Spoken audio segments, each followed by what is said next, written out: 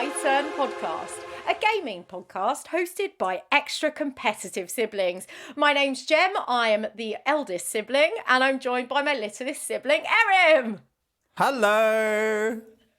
And we have an extra special guest on the pod today. Please welcome Jon. Hello. Oh, extra special. It makes me sound like a meal deal.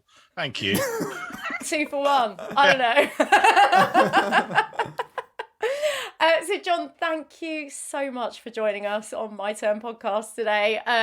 We gave you a little mention in the last episode because I met you on a game show. Why don't you tell us what that's called? I'm part of the Wretched Hive comedy, which is an improv sort of group that spans from America to UK, just those two spaces, and the UK version does.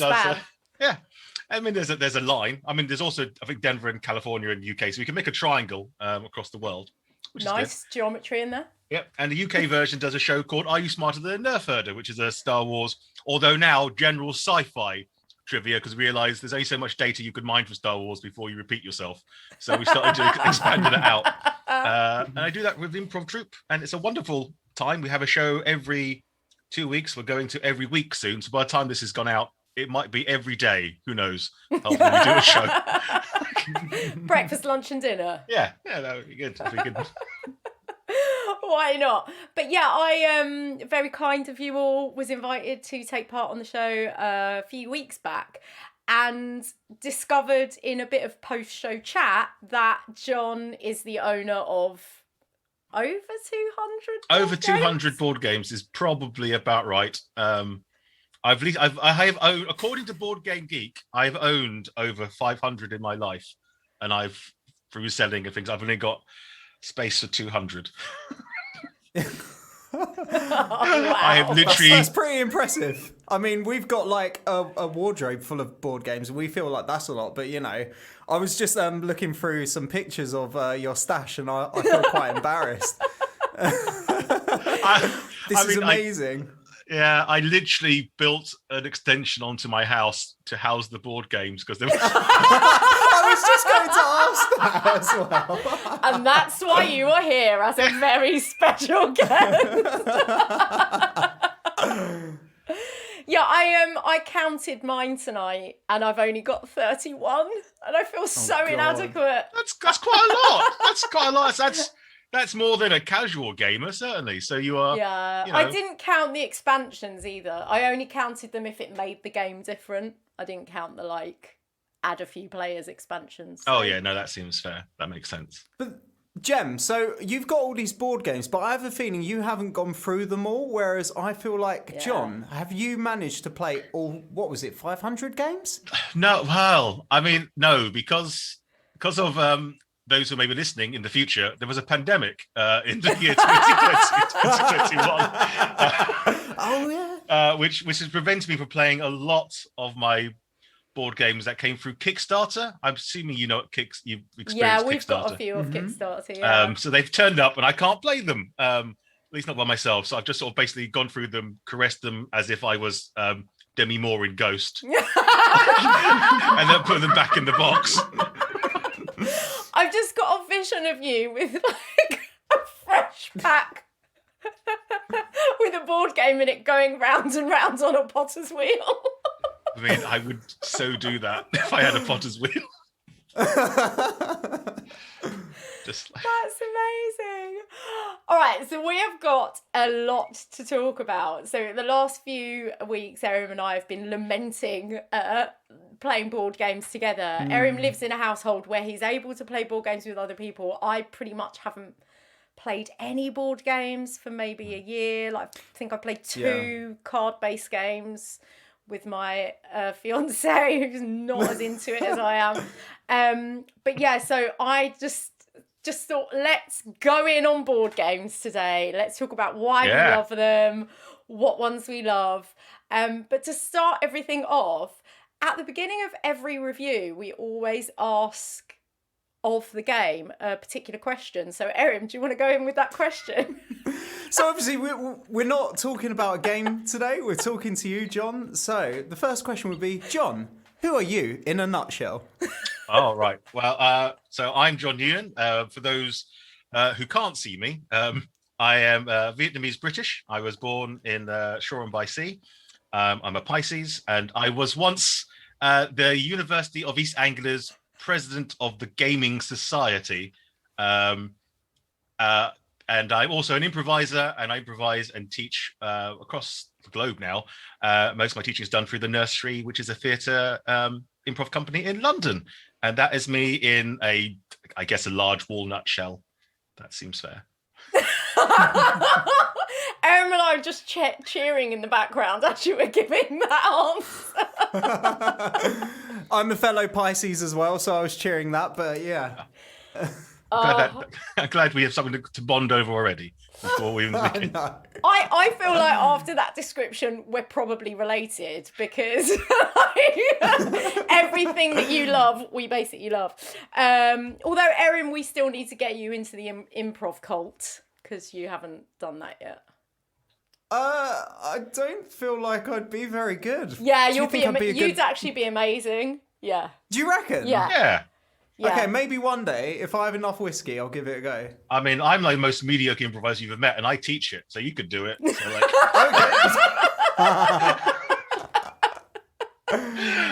apologies to any students out there. Don't tell. No, Jon is a very, very good and competent improviser, but even more importantly, he's a fantastic teacher. Thank you very much. I love how you laugh through that. I mean, that would be a lot more if I've taught you anything. Yeah, I know. I'm just making it up based Thanks. off of meeting you on an online game show once. Yeah. I mean, first impressions are very important. So, Which is a lovely segue, actually, because our second question for you, Jon, is do you recall the first time that you were introduced to board games and who might have introduced them to you? And do you even remember the first game you might have played? oh, well, this is my, it's much like Pokemon, my board gaming life. I evolved over time. So my first board gaming experience that I remember playing was probably Snakes and Ladders with my grandmother. Like, I remember doing that. And that's what I've come to know after watching many board game podcasts on YouTube, things like, is a roll and move game. That's what they call it. You roll the dice and you move. The most basic of all board games. And then in my teenage years, I got really into trivia games with my uncle. I played a lot of Trivial Pursuit. And I was that kid who cheated and read every card and memorized every question. Like our other brother. Yes, pretty much. Exactly. I was that kid. And then I went to university. I had a choice at university. I could either go down the route of staying the drama kid or being like a brand new board game sort of like person. And I failed the drama audition because I went, sod it, I'll become a board game person. And I think the game that really struck me back then, it might be the first one, but the one that really sticks in my mind, I don't play it anymore, is a game called Arkham Horror. And it's a massive board game where you're playing investigators trying to close the rifts in space. And it was so complicated. It was like you had to move, you had to roll dice, you had to like defeat monsters, you had to like collect items. It was like having a mini adventure just by walking around a board. And I used to play characters as well, and it was awesome. I used to play an old man called Harvey, who used to go around, he was good at spells, but you punched him once, he fell over. And that was basically it. It was like, board games can be so much more than just like rolling a dice and going up or down a ladder. Yeah. Effect up a ladder. That's how it's well, John. Don't cheat. Up a ladder and down a stake. And I remember like they had lots of expansions. I still own that game. I haven't played it for years because it's too bloated now as a game for me to play. But I keep it out of nostalgia, despite the fact it's got 2 different editions now. But the first edition is the one I played, and I bonded over some of my best friends with that game. It took 2 or 3 hours to play, and we'd sit there eating takeaway, playing the game, and it was just a lot of fun. And it really got me into like purchasing board games. Yeah, I found a similar thing, that uni really consolidated an existing love for games. Yeah. Your one was Risk, wasn't it, Gem? You said you spent a lot of time playing that. I did play Risk at uni, but I actually similarly went down the trivia road first. Okay. But just anything that we played when we were kids seemed to be like a big nostalgia thing. So we played a lot of Monopoly and Cluedo at uni. Yeah. And then just things like, because we've always had Balderdash. It's one of my favourite games. I do love Balderdash. And I had that at uni with me, and because it's one of my favourite games, I obviously insisted that it got played by everyone else. And because I did go down the drama road, everyone was really good at Balderdash because it's just a bluffing game. So a lot of my friends were quite keen on playing it. But yeah, trivia, Balderdash, Risk, Monopoly, Cluedo, Guess Who? I used to play this game with my friend Jody years ago. He's also a nursery teacher, and it's imaginary Guess Who. So you basically have an imaginary board, and you go, does he look like he has an existential crisis? Yes. Okay. Bernard. Yeah, basically. Do I think he's holding a duck below his picture? Yeah, he probably is. Like, it's that sort of like, it makes no sense. There is no winner. That's amazing. But I highly endorse playing Imaginary Guess Who. It's incredibly cheap. So I've never done that, but have you ever made a DIY Guess Who where you make it out of people that you know? No, because I'm too afraid to like insult people. Like, oh, has he got a receding hairline? That's like the sort of thing. It's not people that I know now. It's a good game if you want to be brutal, but it makes a really good gift for friends. Yeah, Definitely I've seen people do it with social media profiles and get them printed up and stuff. But yeah, I'm a bit with John on this. I feel like certain things people would pick up on about you and you'd be like, oh, really?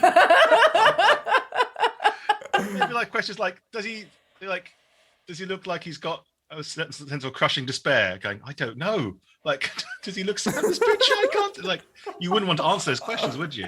Whereas Does she hate I don't think they're normal Guess Who questions, though, are they? I mean, yeah, I guess. I mean, if you could find it's five... normally, is he wearing a hat?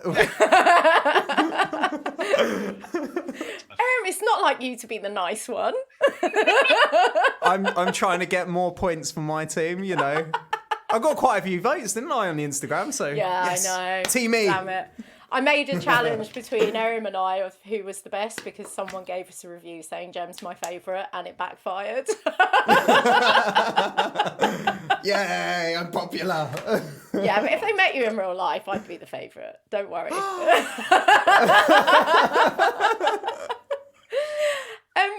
So yeah, what game do you remember, Erin? What game you first kind of hooked onto? So I think for me it was actually Mousetrap that really. Oh God, Mousetrap! I was just thinking this when you were saying about Snakes and Ladders. I remember Mousetrap used to fascinate me because it used to set up the board and create the traps. And it was like, I can't remember what they call these kind of puzzles where one thing happens causes another, like a bit of a butterfly effect. Yeah. And all the traps like set off each other and eventually land on that. Yeah. And I was really fascinated by that. I mean, obviously being a kid, you were just like, oh, things are happening. But that was like the first one I really remember. But in terms of like what's really appealed to me in terms of playing board games, I think I'm a bit different from you because at university, board games isn't really a thing. I think we were at the stage where people had PlayStations and Xboxes. So it was just like are you FIFA. saying They say we're old.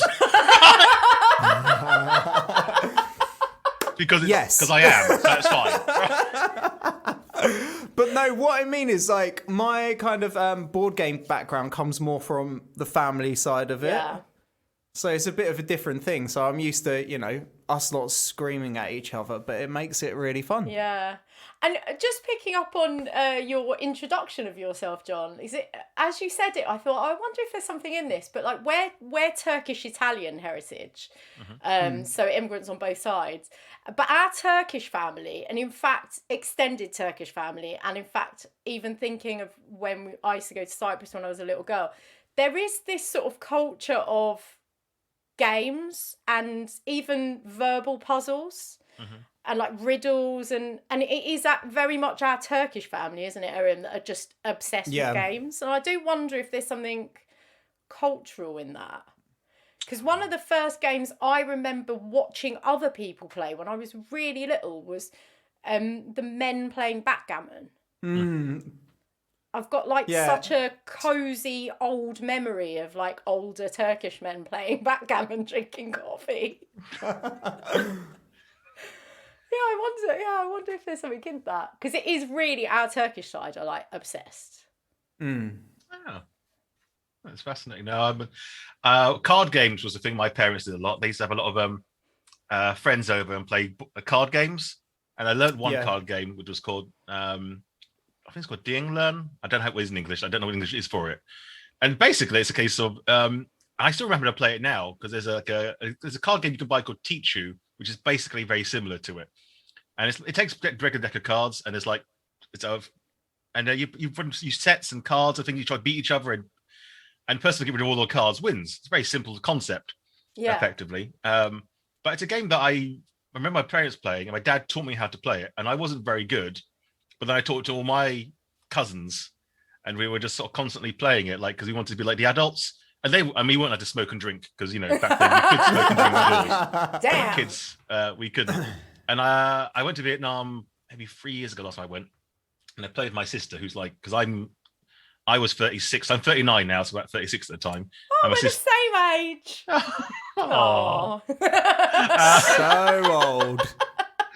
Yes, we're talking here, Junior. Anyway. Shut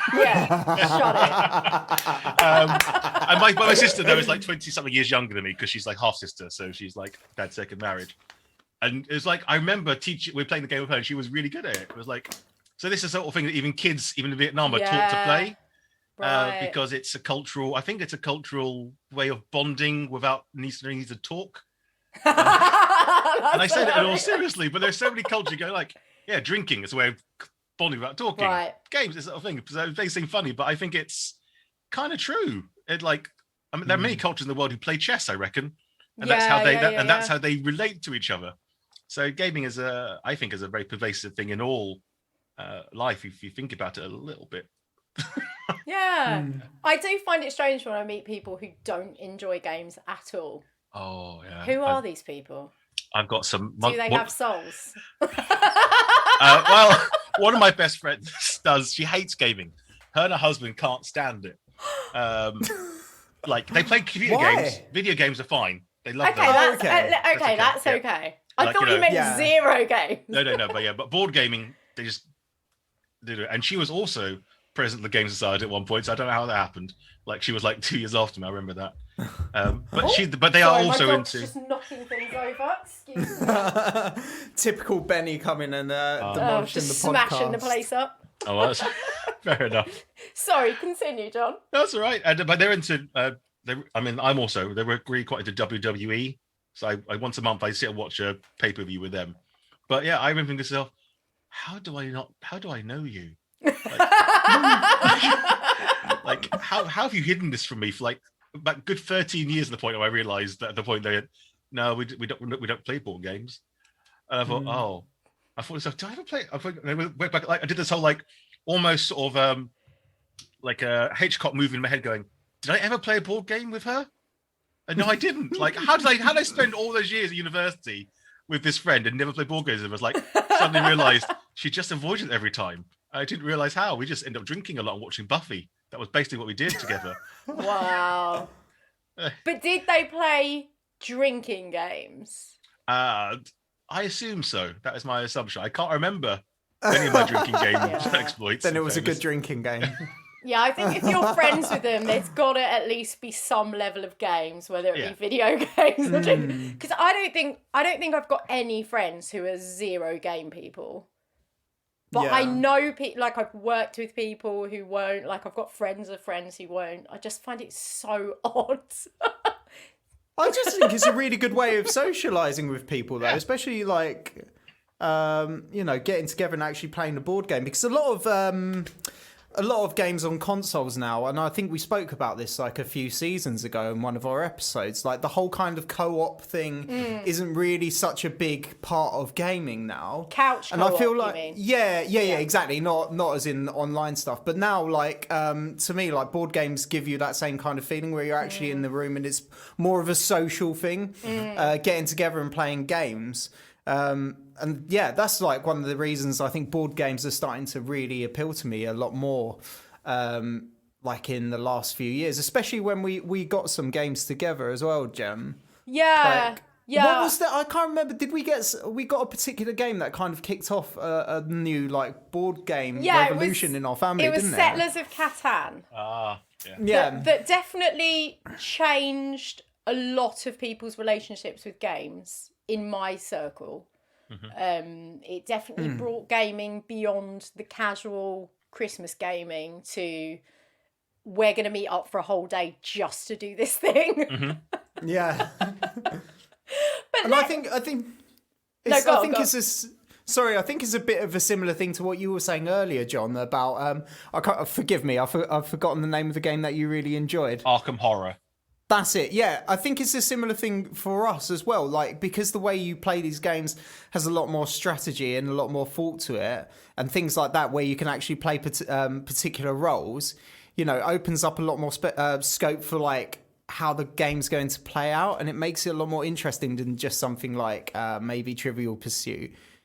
Yeah. I think this might be a nice point to also introduce my next question for you, John, which is what are your preferred game types? Oh, I'll play almost any game now. It's just such that I have multiple gaming groups, and we all have different sort of, and each group has a slightly different sort of feel to them.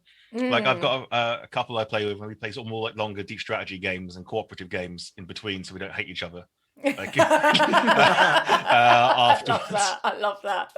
Like so, yeah. Oh, and I've got a group who I play sort of the more mystery, sort of escape room type games with, and the more like puzzly, thinky games because they're really into that. And I've got friends who like to play games you can play when you're drunk. Like there's no strategy to it. Like Quacks or Quedlingbergs when we play a lot. Like we to push your luck, you pull tokens out of a bag and you try to like make a potion.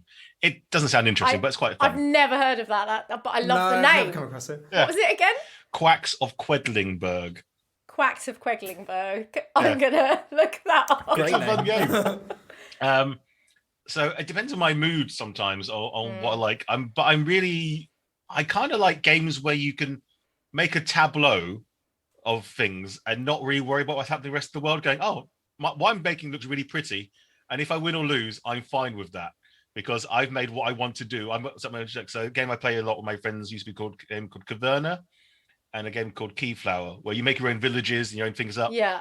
And you interact with each other a little bit, and you can hurt each other a little bit, but ultimately you're making a beautiful picture in front of you, and the rest of the game. If I win, it's an act by accident normally. I'm just trying to like make a nice looking village. Oh, that sort of sounds game really I really nice. Yeah. See, I feel like the board games that we play together as a family is like just quite competitive, and we end up shouting at each other a lot. Yeah.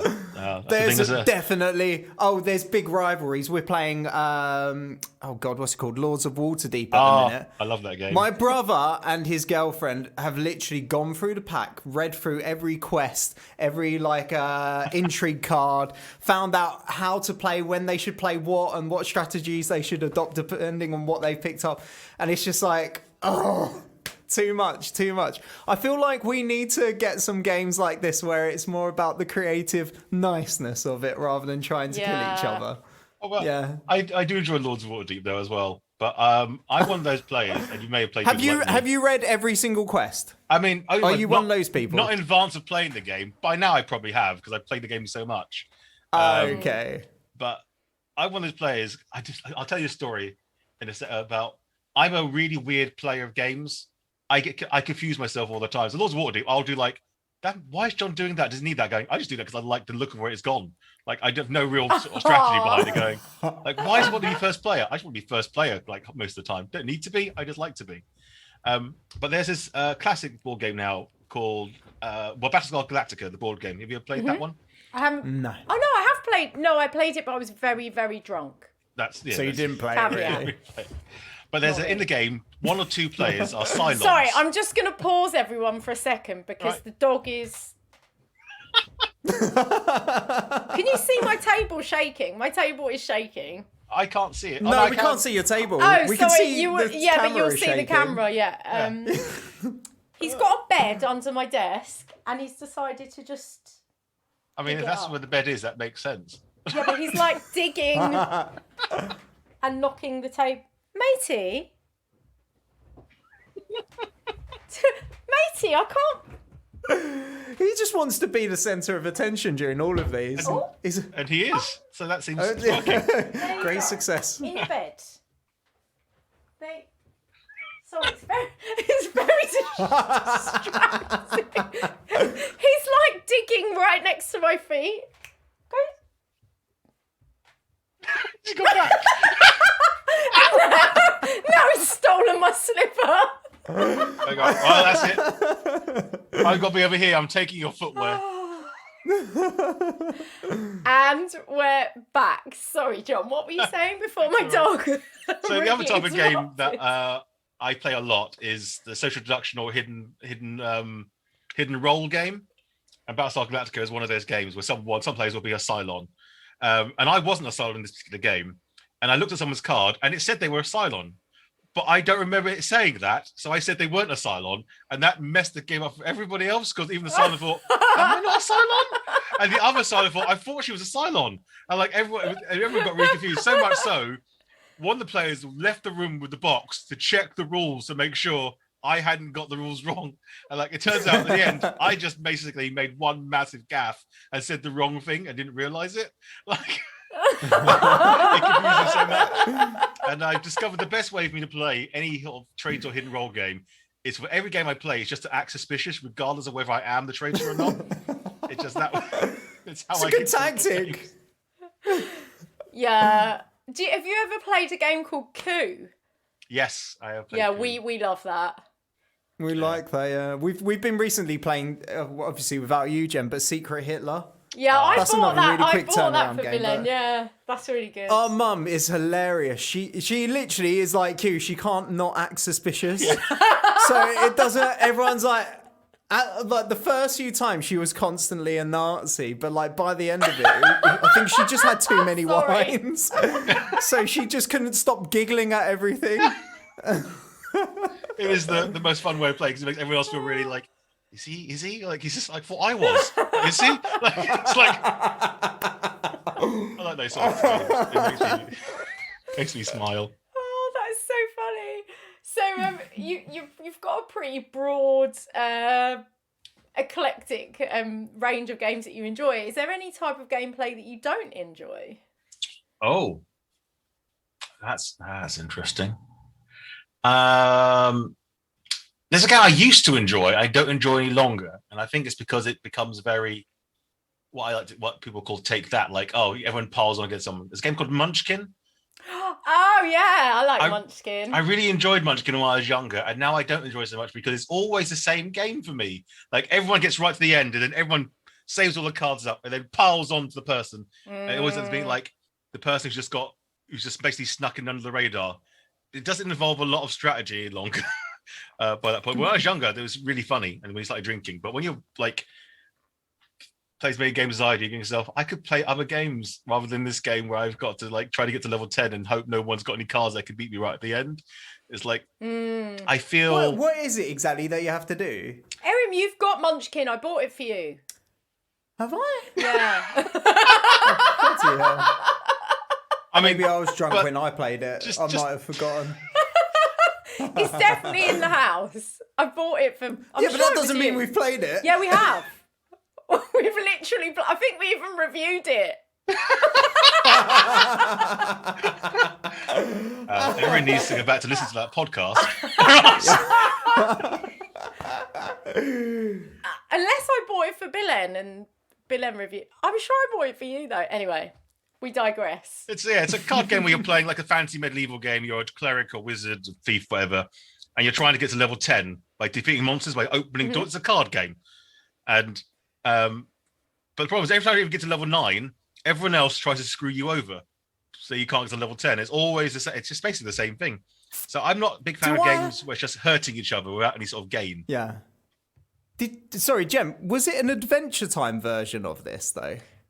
I bought you the Adventure Time version of another game, another card game. Okay. No, I think it's just normal Munchkin.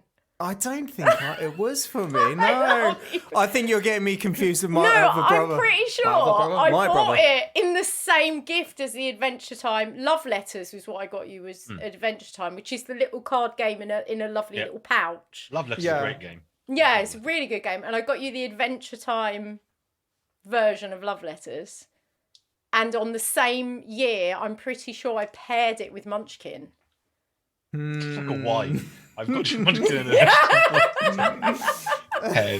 I do forget. Oh, it doesn't matter. It doesn't matter. But we have played it. But yeah, it's I love that we just had an argument about whether or not I bought you something. Later on, when this podcast goes out, there'll be an addendum from Gemma going, yes, we have it or haven't. Just so the audience definitely know one way or the other, I feel. They'll need to know the answers to this question. Yeah, I'll put it in the show notes. Or maybe we should leave it on a cliffhanger to be revealed in the next podcast. Oh, Dun, dun, dun. dun, dun, dun, dun. But I'm really sorry. I feel like we interrupted your answer because you were saying Munchkin is a game that you don't enjoy as much anymore. No. I think those sort of types of games where you're basically just trying to sort of hurt the other players without any sort of anything else going on. It's that sort of thing to it. I think it's fine if it's a short game. I'm happy with that. But if it's quite a game, much going to take a long time, and you feel cheated at the end because you've got to the end and nothing is. Have you ever played? I'm hoping you Mario Party, right? Yeah. And that thing where someone steals your stars. Yeah. Oh yeah. It basically feels like that. You did all the work, you played all the games, and someone. Why have you taken my stars? I don't want to play this any longer. It's that sort of like feeling of that moment. Why is that function even in the game? It's that sort of moment. Yeah, like that right. sort of time. It's a bit like if you play Bears v Babies with our dad. I hate that game. I've never won it. That is the type of game that I do hate. Yeah, like I know it's a shorter I like building game. the monsters. I mean, building the monsters is great, and then like someone like gets one blue baby and your monster's gone, even though it's like worth 12 points or whatever. Have you played that? It's so John? frustrating. No, I haven't, but I can really empathise with what you've literally just said. Like I can always try and build this wonderful thing. Oh, it's been destroyed. Right. So it's from the minds behind the oatmeal. Yes, yeah, I know. Yeah, because I've played. What's the one I played? Exploding Kittens. Yeah. It's more of you're trying to create something than Exploding Kittens. So yeah, you do get this sense of I'm getting my monster army going, and then along comes some nasty cards that just steal everything. Yeah, and it's that sort of. Yeah, it's really. And our dad just is really good at it and is quite an aggressive player. Yeah. He seems to just fly in with all his. Does he wear long sleeves? He's got like a card contraption on his arm, like this is the cards are his I'll do anything to win this game, even cheat and like make my own cards. Yeah.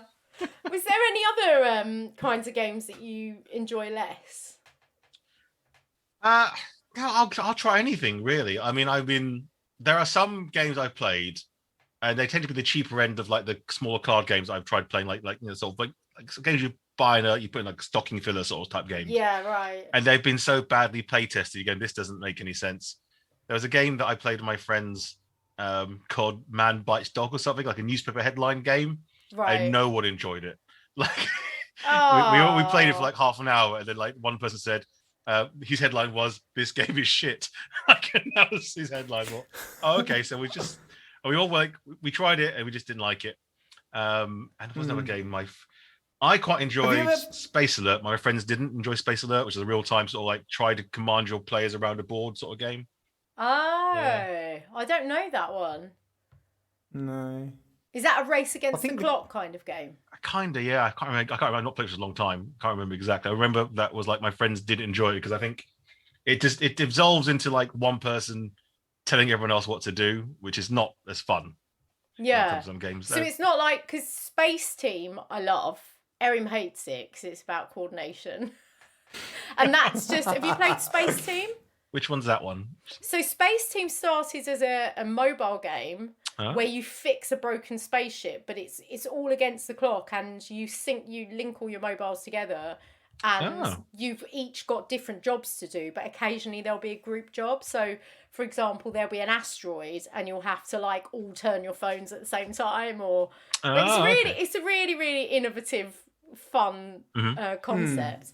And it only lasts about 4 minutes or something. It's kind of a very compact game. And then they made a card version, which I think was crowdfunded, which I got. And it's like 5 minutes of just frantic card swapping madness, trying to fix your broken spaceship. You're just constantly turning cards over and passing them along, and so you do get a lot of shouting, like, I need a space spork!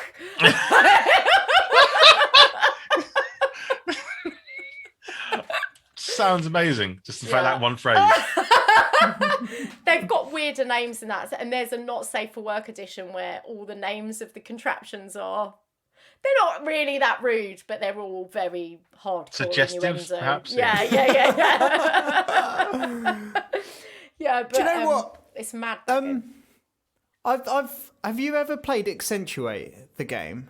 Oh, I've heard of it. One where you have to do the accents and read out a line from a film in that accent, and people have to guess the film and the accent that you've that game is problematic in my opinion. That game.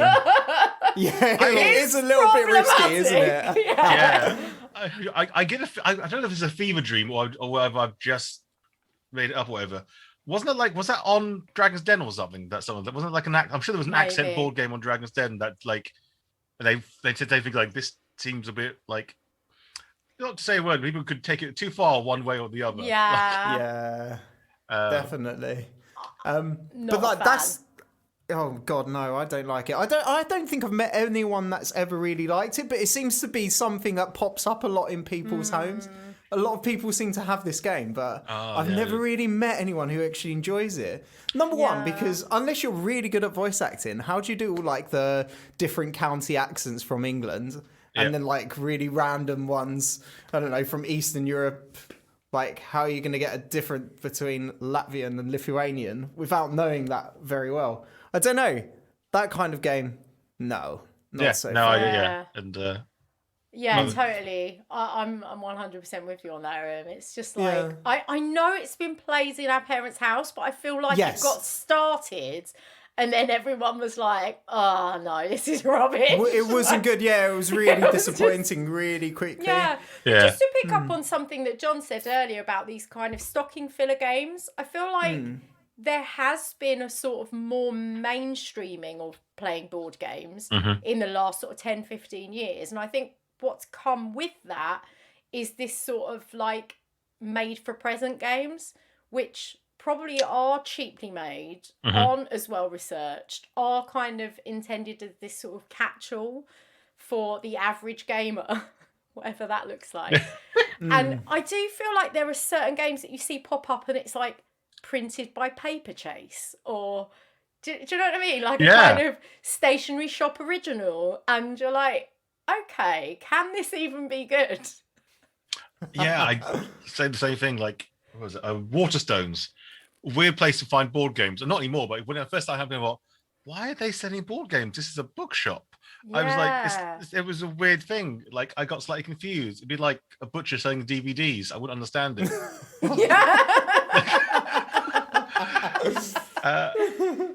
And like some of them are like really bad. Like just like here's a bunch of cards you do something with, or like never have I ever in a card game and that sort of thing. Yeah. Like, why would you need that as a card game? And like M&S I think are really bad for this as well. They make these gorgeous looking little tins and like buy a game for Father's Day, and it's like movie trivia for dads, and it's got about 14 cards in it, and they're all just the easiest questions. Yeah. Like someone Googled the first 14 quotes of a film and put them into a tin. Yeah. Be Yeah, like, basically. what was the main activity done in Fight Club? Yeah. Or something. Like... Nihilism. Is that the answer? Yeah, probably.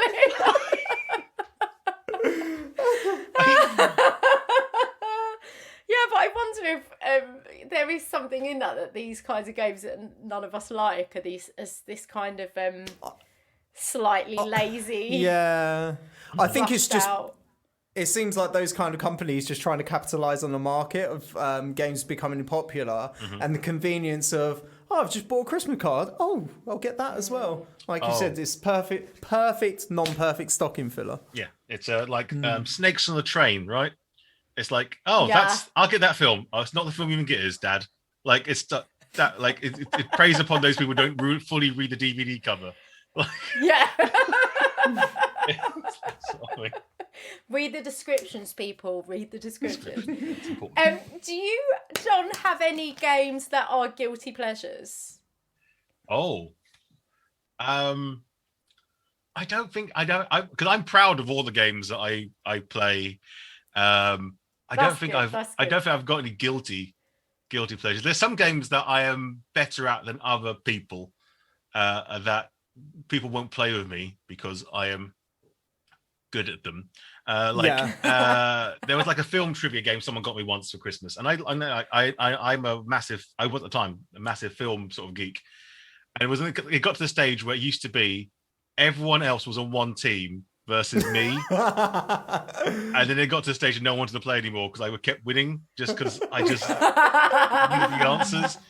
And it wasn't even like a trivia question. It was like, name 5 films with aliens in it, and against the clock or that sort of thing. I could just name them, and then it got to the stage of John can't name sequels any longer because it was just Aliens 1 to 5. Clearly, like it was like in that sense, like how hard could it be? Yeah. So I wouldn't call it guilty pleasure, but they're games that I think if I convince someone to play with me, I'm doing under false pretenses because I know I'm going to be really good and win until the point I meet my opposite Highlander who will decapitate me metaphorically, then I will graciously bow out at that point. But yeah, there are some games people won't play with me because I will almost certainly always win. It's no fun for them, which I do understand. Because winning's good, and when you're not winning... I mean, well, you say that. As an improviser, I've learnt losing helps. So I'm happy to lose because it's a lesson I teach my students when it comes to improv. Lose an argument, otherwise you'll end up always arguing in a scene. It's that sort of level of sort of thing. So I've learned in board games that helps me a lot. But winning does have that endorphin rush. Oh, yeah. That does happen. And bragging rights. Yeah. Right? I love the bragging rights. This is what I really miss about board games. Although I do really enjoy cooperative board games as well. Like I love Pandemic. Yeah. Not this I've Pandemic only ever played it, in, I think, once or twice with you, Jem. But I'd love I to love play it that some more, because and I like Space Team for the same reason. We're working together, but yeah, I love winning. But what's your guilty pleasure then, Jem? Oh yeah. I think because I a bit like John, there are games that I know I'm really good at. So things like Balderdash, the original, not with all the stupid categories, like making up meanings and stuff. But also probably one of my favourite games is that game Ex Libris, which is also just based off of a parlour game where you just take out a book and read the first line and read the title and then you have to do the first line or the last line. Yep. I'm just really good at it. I'm very convincing. And so I just want to play those games, but I hardly ever get to because I'm not often around other people that either find those things enjoyable or can deal with my ego.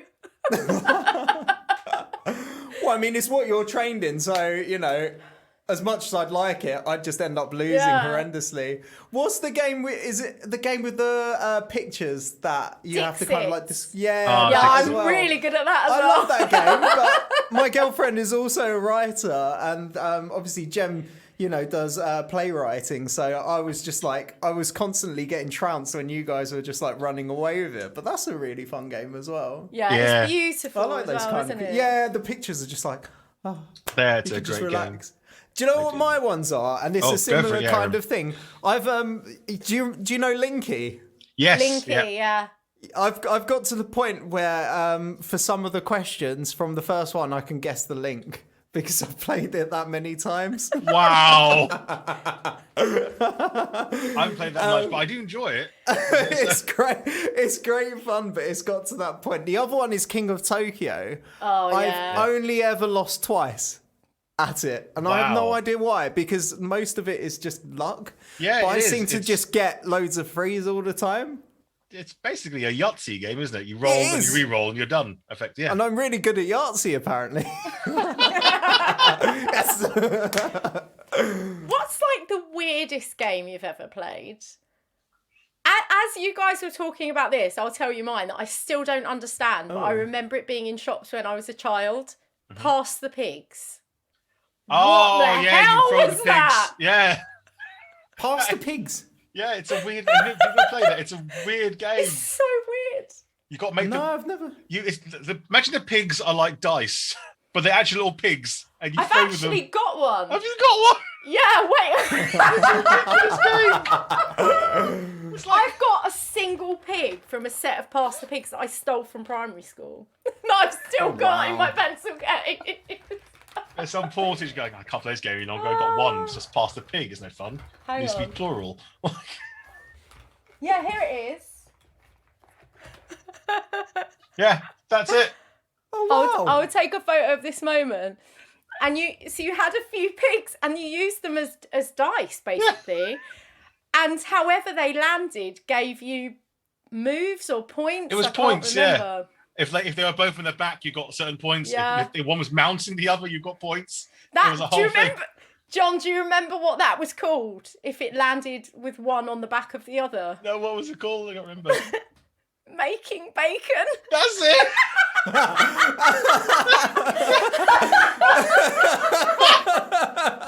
Yes, it was. Of course, it was.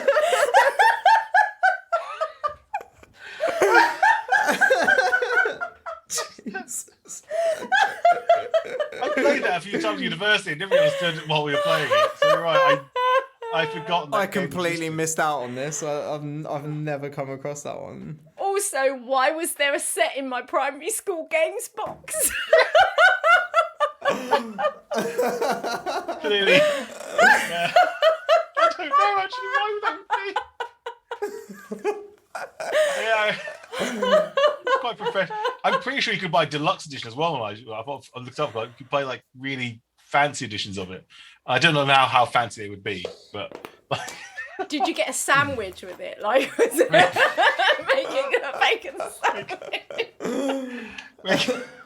but yeah, they all had really weird names. I can't remember them all, but they were like some like if they were the backs of like dead pigs or something, like, or the side sleeping pig, or they were like different names. Yeah, I think some of them were like pig names, like Saddleback and stuff Yeah. like that. Oh wow! Oh, yeah. I can't think of any games that are very weird out there. There's a game that I do enjoy, which is a little strange. It's called Two Rooms and a Boom. Have you ever played that? No, but that sounds No. filthy. Yeah, no, it's not.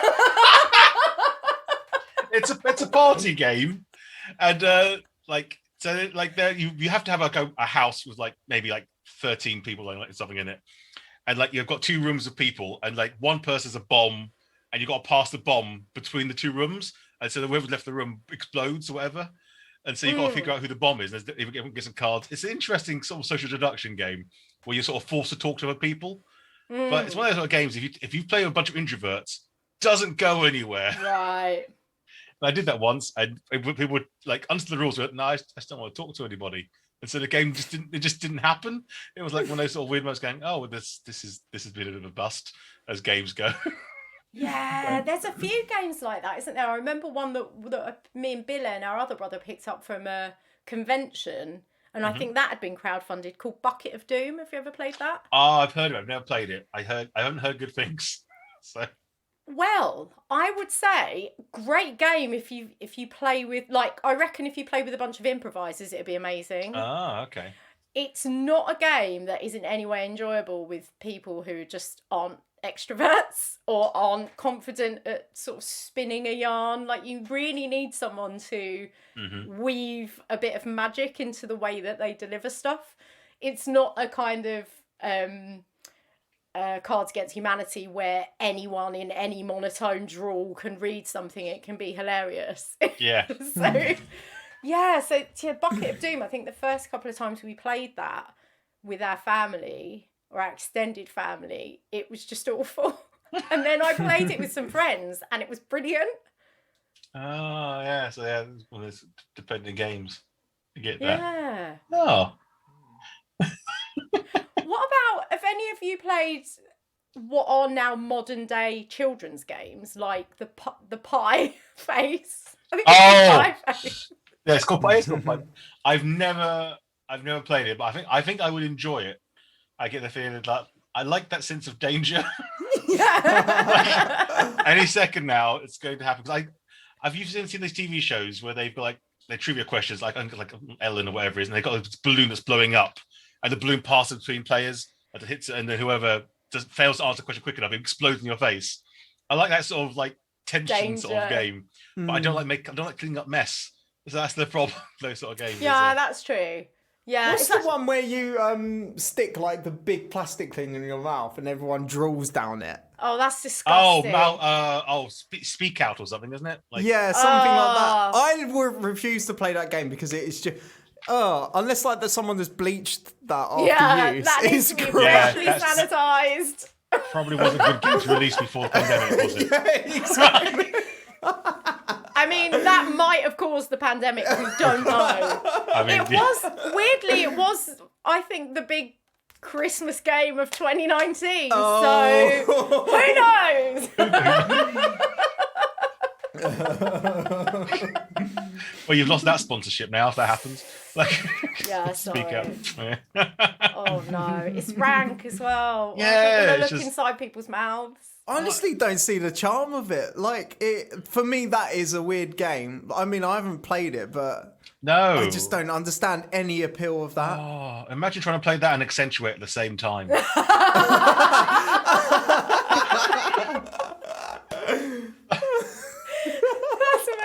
Like someone's hell right there, right? Yeah. Oh, that weirdly brings us to like the last question, which I was going to ask you, which is if you could design a game, what would it be? Or either you could design one, or you could have one designed for yourself, or both. Well, do you have answers or this? Would you design a game? Would you have what game would you want to play? I guess. Ooh. Mine would probably be, and this is so lame, but I'm a bit of a nerd with dog breeds. So if I could basically have like a game designed where it challenged me on my knowledge of dog breeds, but wasn't like inhumane like Crafts, I'd probably enjoy that in some way, and then had to write a story about it. Yeah, maybe something like that. So I feel like my thing would be, I mean, just because I do well at it, but you don't really get games like this. Some sort of creative music game. Oh. Never been done, has it? Or at least not that I know of. No, but I yeah, can't something like that. Alternatively, a mix between Lords of Waterdeep with Harry Potter trivia. Okay. Yeah, that's quite a popular thing now, to reskin games with different with different things. There's a game called Thanos Rising, and a version of it's called there's another version of it like the Dark Side Rising, which is a Star Wars version of it, and then there's Death Eaters Rising, which is a Harry Potter version of it. So they're all there's a lot of mileage in just reskinning games, I find. Yeah. I mean, how many versions of Monopoly are there? Oh God, Too I had many. a Pokemon version.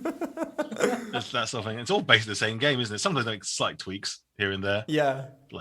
But I mean, Love Letter's got lots of. I own 2 versions of Love Letter, and it's the same game. Like one version is Batman, the other version is like regular Love Letter. It's just Batman Love Letter. Yeah. Which art is it? Is it like the Paul Dini style? I think it's Jim From the Lee animated sort of style. I think. Oh, okay. and that sort of era. I think I can't remember. So it's downstairs. I can't remember exactly.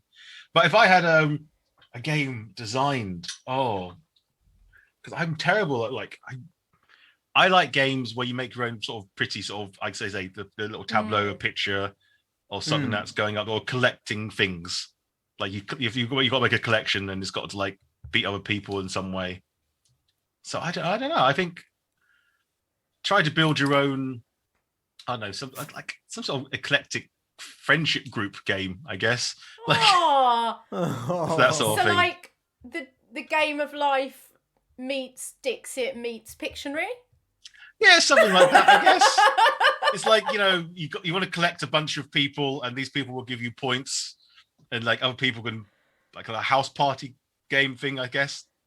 I don't know how I'd even design it in any sort of thing, but I like that sort of idea where you're making a little picture of people, like you've got like, I don't know, floor plan of your bedroom, and you've got friends coming over. But like, it sounds dirtier in my head now than it was a second ago. Like, didn't sound okay. When I said the word bedroom, I meant like house party, not right, yeah. We're not getting those pigs out again. But yeah, no, ask that question before. So I don't know. I think if you put Jackie Chan's name on it, I might buy it though. I'm a big fan of Jackie Chan. Oh, okay. Like that's a thing. I bought a lot of his merchandise over the years that is not good, but I still own some of it. So Jackie Chan is one of the coolest people ever. A few years ago, I heard him sing opera just at a Q&A at the BFI. It was amazing. Just impromptu. Was he good? Yeah, he just got up and just started singing. He's a trained opera singer. Yeah, is there a Jackie Chan board game? Not that I'm aware of. There was a Jackie Chan Adventures TV show. I don't remember that cartoon, and there was a collector, and you could buy collectible partwork magazine, and it came with like one of his back of the page magazines with a roll and move game. Like that was not good. Do you know what we should make for you to say thank you for coming on the podcast? Is we should cut out the faces of all the different Jackie Chan characters in different movies and do a Guess Who Jackie Chan. That would be amazing. That's brilliant. Hey, I'm an unemployed actor right now. I'm going to do it. It'll be made out of paper, but I'm going to do it.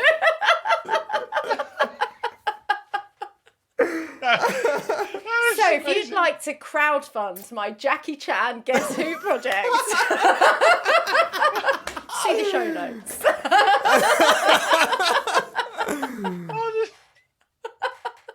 I think that would do really, really well. You have to do it. Please make it a thing. Okay, let's just do it.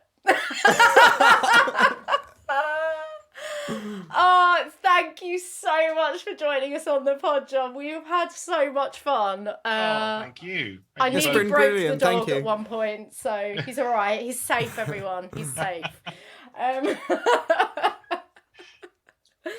Yeah, thank you so much for joining us and for sharing our weird love of board games. I'm pleased that I could find another pair of I don't know what the Latin board game is, but board game with files. Like yeah, why not? Yeah, because files feels a bit too far, but enthusiast doesn't feel far enough. So we need to find something in between. But thank you so much. So you have many projects going on. Where can people find you or watch your projects? You can see me on Twitch for both Richard Hive Comedy for Are You Smarter Than Nerf Herder, and on Twitch for the Comedy Asians, which is the all Asian improv group from Britain. We try to do shows monthly. I have my own Facebook page, Jon Nguyen Improviser, where I do 10-minute shows with people who want to do them, like one-on-one shows with people, because people like that. And I teach at the moment for the nursery. It's the main sort of improv school that I work with. And otherwise, just if you can find me and you can afford the hug that I want from it, you can just say hello. That's because I like it. I like making new friends and meeting people. Yes. And I understand what it's like to be an extrovert, introvert person. Like I want to be with people, but at the same time, I don't know how to approach them. But once you've got a game on the table in between you, it all works harmoniously. Yeah. Come round, we'll play Pie Face and Jackie Chan. Guess who? This is gonna happen. I'm doing it. Please do. Please make that happen. And it'll be made out of paper, and I'll colour it in myself. But it's happening. Can you do that? And then once lockdown's over, we review it. Okay. If someone can find me a second-hand Guess Who set so that I can have the base, and I'll make all the pictures. I will buy you one. I just need to see this. This is amazing. I'm doing it. It's happening. Beauty. Yeah, thank you so much for joining us. If you like what you hear, even if you don't, give us a like, give us a share, give us a review on iTunes, 5 stars only, please. Otherwise, Erin will hunt you down because he's not the nice one, even though he pretends to be. That's true. We're an independent podcast, and we do this for the love of games. So if you, like us, love games, please support us. It really helps, and it keeps spurring us on through this horrid pandemic to make content for your ears. So thank you again for listening to us. Bye-bye from me, Jen. Bye from me, Erin. And bye from me, John. Professionally done. See you next time. Bye. Bye. I'm waving. They can't see. Like, why am I waving?